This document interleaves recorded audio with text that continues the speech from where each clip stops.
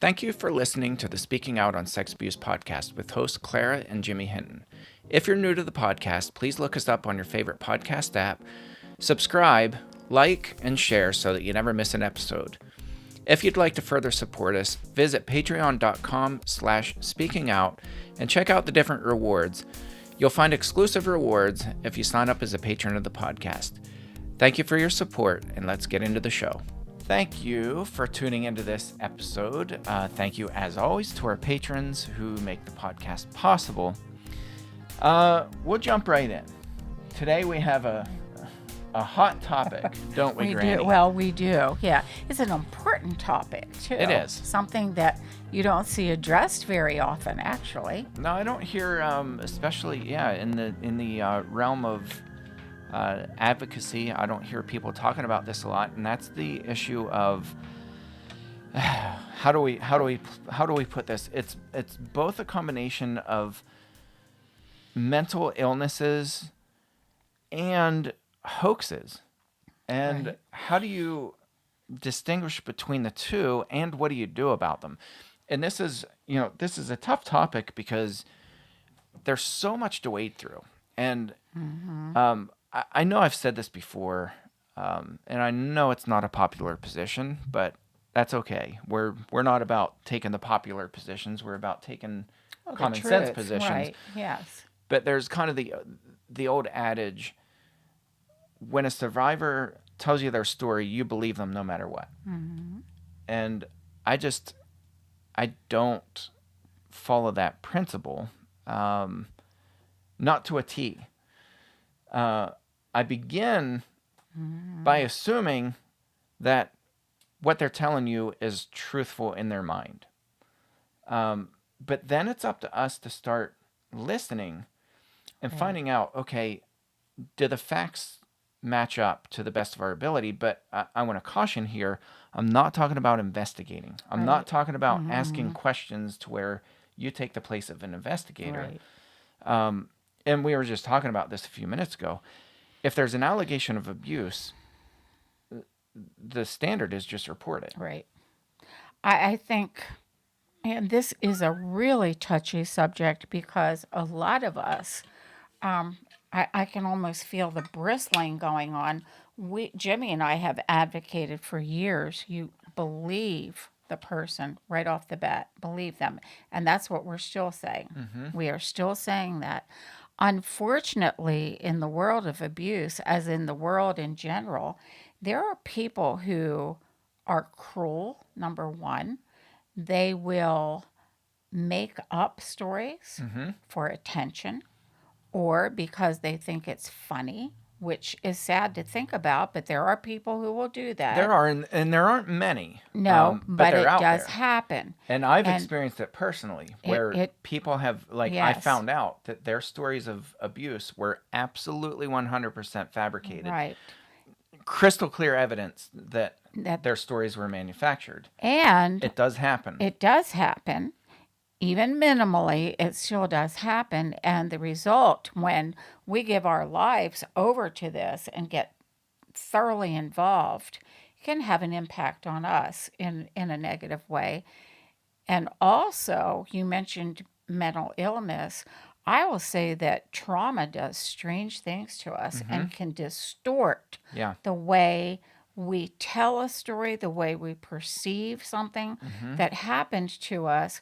Trauma, if we've talked about it in session after session, that we don't always see things clearly when we're traumatized.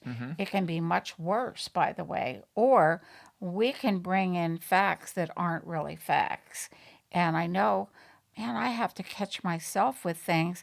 That's why I journal. Journaling has helped me tremendously to recall things as I should, not as I felt through the trauma of the situation. Yeah. Well, I think that's why it's really important for us to ask really good questions and to use common sense and just, ask ourselves, okay, do the facts bear out when this person is telling their story? By all means, listen to somebody, affirm them, affirm their story, validate them. But use caution because, and I'm going to give you some examples. I mean, I've run into this, I mean, literally dozens of times. And if you've heard one story, you've heard them They're all. very They're similar. very, Yeah, very similar. very similar. And so, it's things like just a heightened, and I'm not a psychologist, so I am not diagnosing Yeah, anybody put that disclaimer in there. at Neither all. am I. In fact, Yeah, neither if am I. ever And I there's a don't claim case, to if be. ever there's a case that we need to point people to therapists who Right. are licensed therapists, this is Yes, it. It is. Yes. We are not equipped. No. We are not equipped as victim advocates to be able to counsel people, to give them life-changing advice in their life. We're not equipped to do And it. I think that's where we often run into trouble. That's why Jimmy and I continue to say, call in the authorities, report. We are not the authorities. We are not the expert. Yeah. We are just a liaison between what has happened and the experts. Yeah. So here's some very specific examples, and again, this is no particular one person. I've heard this dozens of times. The exact story, dozens of times. There's an increased sense of paranoia. People are watching me. Everything's bugged. The house is bugged. The phones are bugged. My car is bugged. The car is bugged. My workplace is bugged. Yeah. Without any evidence of that being Right. true. And it is very easy to find out if things are bugged. Very easy to find that out. There is software that you can find out. And if you have a question, go into the police station, hand them your phone and say, can you check my phone and see if it's bugged? Or go to your electronics store. If you're Exactly Verizon or right. AT&T or whatever, go to the store and say, can you just do a sweep of my phone and see if it's bugged? And so I've asked people, have you done that? And when their answer inevitably almost always is, well, they're in on it too. Okay, so you're telling me if you go to a random store 2 cities away, somehow somebody tipped them off and they're going to be in on it. So that's what I mean. The facts don't bear out. It's an impossibility. But in their own mind, I think they definitely truly believe it. And let me interject. It's easy for us as the listener to be pulled into this. I've gotten anxiety from listening to people tell me that, where I'll look at my phone and go, holy cow, I hope my phone isn't bugged for talking with them. And I wonder if all my conversations are being listened to. And I wonder if somebody's spying on me. It can be very shaking, earth shaking. Oh, for sure. Yeah. But really I think most of us aren't trained to ask, okay, how do you know? Right. Like just that question alone. Right. How do you know that it's bugged? What happened? What? Exactly yeah. right. How did you find out? That's such an important question because Right. if they don't know how that it's bugged, they just know. Then to me, that's not really worth entertaining a whole lot. So combined with that is the people injected chips inside of me, and I've gone to the doctor, and the doctors refused to pull the chip out, and they're lying to me, telling me that there is no chip inside of me. And so it's that heightened paranoia, Right. and again, very gently, the question should be, well, can you secure a medical report that shows that you went to the doctor? And you want to tell them that not because you're prying, but for their own sake and their own safety. Just say, like, you kind of want a trail and you want these things to be on record. Documented. That you requested by letter that a doctor check you and scan you for tracking devices or whatever. Right. And so, 10 times out of 10, they'll start to say, well, they must have gotten to you because you're not believing me. Right. And you must be in on it. I'll repeat again, trauma can really, really do terrible things to us. trauma of any kind, but especially sexual abuse to a young child, can come out in years later with this kind of paranoia and this kind of thinking. I'm thinking back to 34 years ago when I delivered a stillborn baby. The anxiety, the heightened feeling of anxiousness about life in general, I can't even describe to you. I went through a very bad period of time because of that trauma. Well, and And medications as well. I mean, and trauma combined with medications. right. And yes. And those two things, believe me, it took me close to 2 years to work through that. But thankfully, I had help of others around me to talk to me, to calm me. I had a doctor who understood, and said, okay, this isn't quite how this happened and this isn't happening to you, and we're going to get you healthy, we're going to get you, that type of thing. But it's really hard to determine with someone when someone reaches out and says, Jimmy, I've been through something terrible, and now I don't know where to go for help, and I'm reaching out to you. It puts you in a really difficult position, not being a doctor, not being a Exactly right. therapist, not being a medical person, not knowing the history. It's really tough. Well, let me Yeah. repeat. I mean, we are not equipped Right. to help people that way. Right. The best way that we can help them is to say, I want to refer you to a therapist, I'll help somebody you who can find somebody a who therapist. can help you, I'm who's going a to, safe person, right, who can help you process these things that are going right. on. But I don't want to put you on the spot, but just what came to mind is when you were coming off your blood pressure medicine, a simple blood pressure pill. And I remember the extreme paranoia, the Terrible. sweats, It was I mean, terrible you because were in bad shape. yes, I was in very bad shape, and it was unbelievable. I'm extremely sensitive to even Tylenol. I just took an ibuprofen before we started this session because I have a pounding headache due to allergies. But I take one. I don't take an adult dose ever because of my sensitivity. And I had been placed on this medication, and for whatever reason, I stopped it abruptly, and it did a job on me. Yeah. It really did a job on me. So you combine that with my weakened mental state of losing a baby, all the stresses of life. I was a mess. I was a total mess. And Jimmy, I still have very distorted thoughts. I can't remember in a factual way what really happened when I delivered that baby, little boy. And it bothers me to this day. Yeah. It really does. I can't remember every fact. I just can't because of the trauma of it. Well, that's right. Yeah. Yeah. I mean, I think about a good friend of ours who witnessed her husband pass away. And, I just spent time with her not that long ago, a couple months ago. And she said, to this day, I don't have any memories from that day, except she's like, when I was in the hospital and I said, why am I here? Oh, yeah. That's the only memory of that day. She doesn't remember talking to me. She doesn't remember No. performing CPR on her husband. She doesn't remember any of that. No. The ambulance ride, like no recollection at all. And that's what trauma does. My son, Jimmy's brother, died very unexpectedly in Memphis, Tennessee. I had to stop and think, where was he even living? We're in Pennsylvania.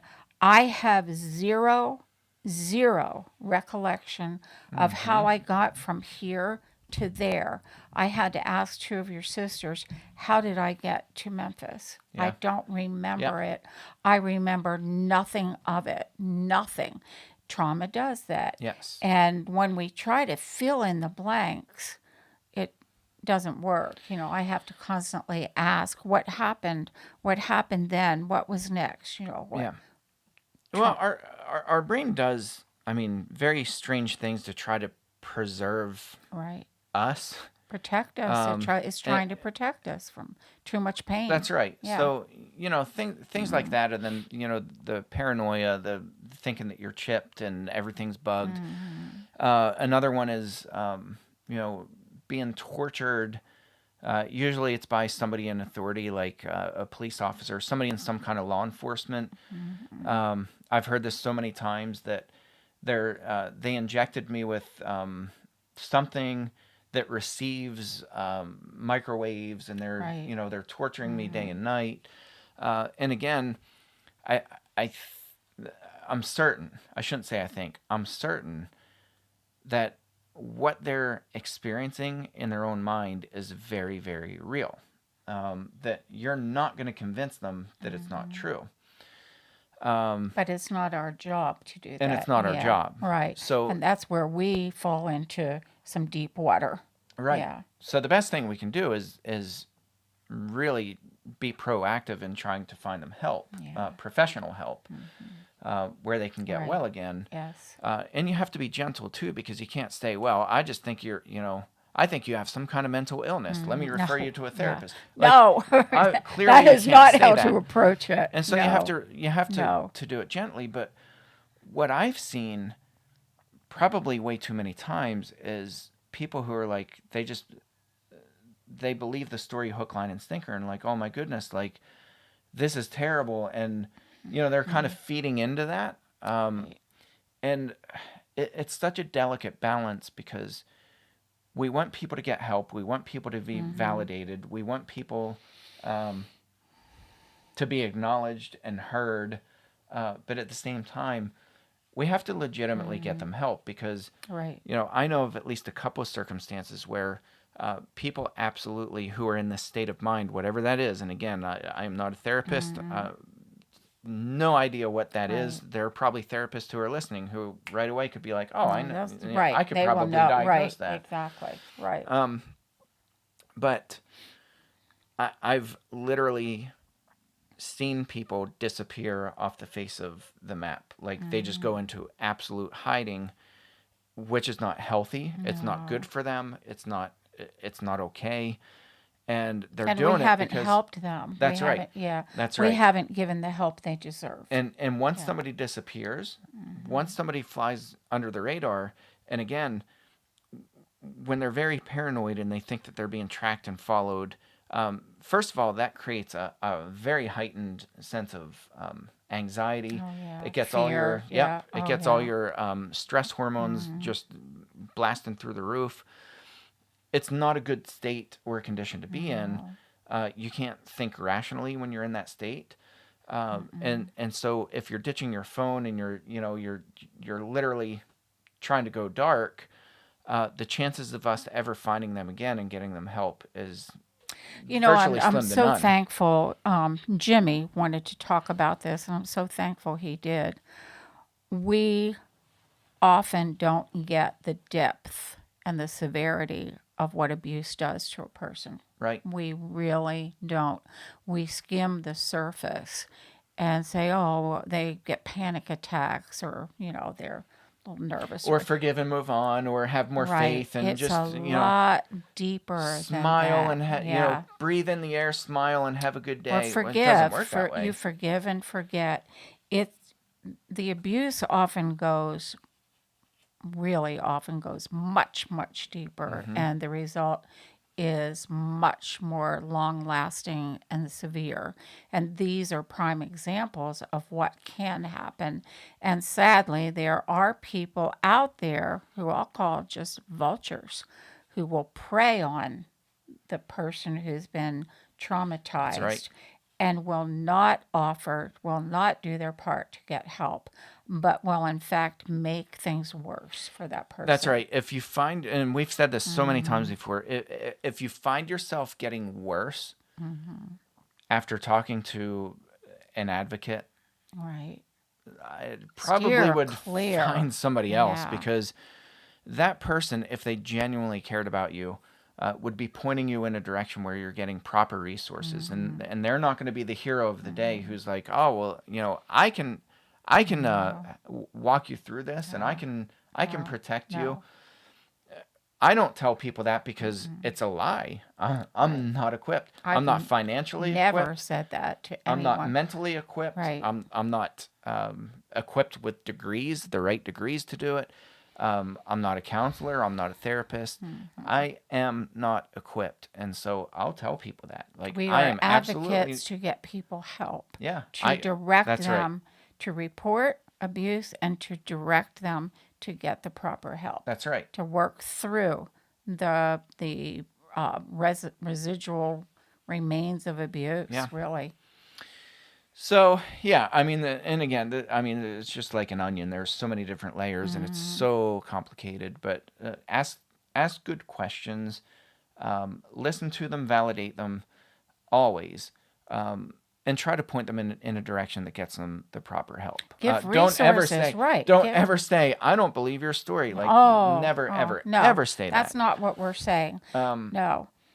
But Have a list of resources readily available. Local yeah, therapists in your area, local doctors, psychiatrists, anyone who deals with trauma based issues, have our local authorities, have a list of resources ready. I think you and I have built up a good list of resources. yeah, We didn't have at first. We right, certainly did not. And when we needed those resources, we didn't have them. But right. thankfully, resources are available now. There are excellent books out. Just excellent resources available. But that's our job as advocates to give that type of help, Right. not to be the therapist. Right. So another one, and we don't want to spend the majority of the time on this because I think the mental health is probably the definitely most common and most important. But there is this one where there are hoaxers out there, and I know like people are thinking, "Oh my goodness, don't say that because then you're just going to feed into people who already think that abuse is fabricated, and Me Too just brought all these loonies out, and it's not that bad." I'm not saying that at all. Sexual abuse is incredibly common. It's way too common. We have an absolute epidemic on our hands. It is very, very common. There is a very small fraction of people who are hoaxers, intentional hoaxers, not people who think their story's true and it's not. They legitimately make up stories, and they rope advocates in. They'll take up your time. They will leech your time, your energy, your resources. They will constantly call whatever avenue you're giving them to get in touch with you. They're going to use it and then some, and they're going to find new ways to get in touch with you. And their stories are absolutely fabricated and made up. Here's kind of probably a good example of this. And I don't know if you guys are real familiar. I can't talk today. Familiar. That's a sign of lack of sleep, I know. Jimmy. Well, I don't have to be we had a a late night therapist to say that. We had a late night last night Yeah. at sports. We rolled in at 11 o'clock from That's a an away softball night. game, and then I got up at 3 this morning. So ouch, that's early. yeah. Ow. But anyway, the movie Compliance. The movie Compliance is based off a true story where it was the I think 17-year-old girl at McDonald's. She was a worker at McDonald's, and she ended up being strip searched by her female manager because she got a phone call. The manager got a phone call from somebody who posed as a police officer and said, "I'm too busy to come up there, but I got a call that one of your employees has been stealing." And he described in very generic terms somebody who could have been anybody. And he said, "Do you have a female employee that's about the age of 17, 18? Of course, McDonald's long, does. straight black hair, Yeah. Right. And so he describes 50% of every employee at McDonald's. Right. And the manager was like, "Oh yeah, well that's Trisha or whoever, And he says, "Oh, I'm going to have to call her in, and I'm going to have you do the interrogation because I can't be up there." And he also called it a very prime peak time, so it was like 5 o'clock at night or whatever when they had a big rush. And so this lady interrogated her, strip searched her employee, and then had to get back to work. And this man on the other end of the phone convinced her to call her fiance, the manager's fiance, and continue the strip search. And uh, he gets on the phone. This hoaxer gets on the phone with this man and has her bend over his knee as she's in undress. And he's like spanking her and like doing all this bizarre stuff. And so it turns out that the guy was a corrections officer, many states away, and he had done this to dozens of fast food restaurants. And he wasn't physically seeing them undress. He was literally getting nothing out of it except that The thrill that he had fooled somebody he and could use somebody he and tricked somebody. trick them into doing what he wanted. He was Yeah. literally on the other end of a track phone. He would go into Walmart's, buy a track phone with cash that's untraceable, and he would spend hours on the phone. That's what a sick mind And does. he's a married You know, guy that's a yeah. corrections officer at a state prison. But who So, that's the kind of thing, like, just sadly there are people like that. Yeah. don't ever underestimate. I have experienced it firsthand. There are hoaxers out there. And so guard your time. Your time is valuable. If you're helping somebody who's a survivor, I would prefer to see them face to face. And guard your mental health also. It really Right. does dip into your life Yep. when you're torn. Most of us are honest and caring, and we truly want to help a person, and it gnaws at us and eats at us constantly when we can't find a way to help, when somebody Yeah, you keeps feel reaching out and guilty. reaching out and Yeah. needs help, and we don't know how or where or what to do. Yeah. So But yeah, I mean, it can cost you. It can cost you time, energy, emotional well-being. It can cost you family time. It can cost you a family. You can blow up your family if you get really entrenched in this. It can cost you tons of money, friendships, and you end all up kinds of stuff. you end up chasing a fake tail. It's a tail that's not even there, Yeah. and you're just running in circles. So guard your time. Guard your time. Set boundaries for yourself. And if somebody truly, genuinely needs help, they'll allow you to get them help. I think that should be our golden nugget of this podcast Yeah. today. That, if they are truly seeking help, when you give the avenue for them to get help, they will take that avenue. And they won't say, "You're the only one who can help me. Yeah. I don't trust anybody else." Well, then I'm sorry.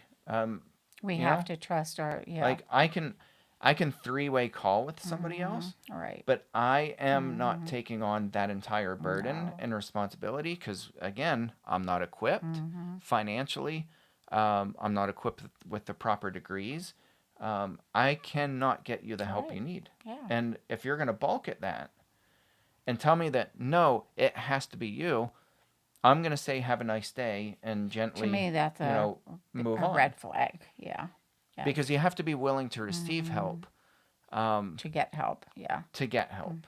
Like if Right. you genuinely need help, you're going to exhaust all the resources that somebody is presenting to you that are available.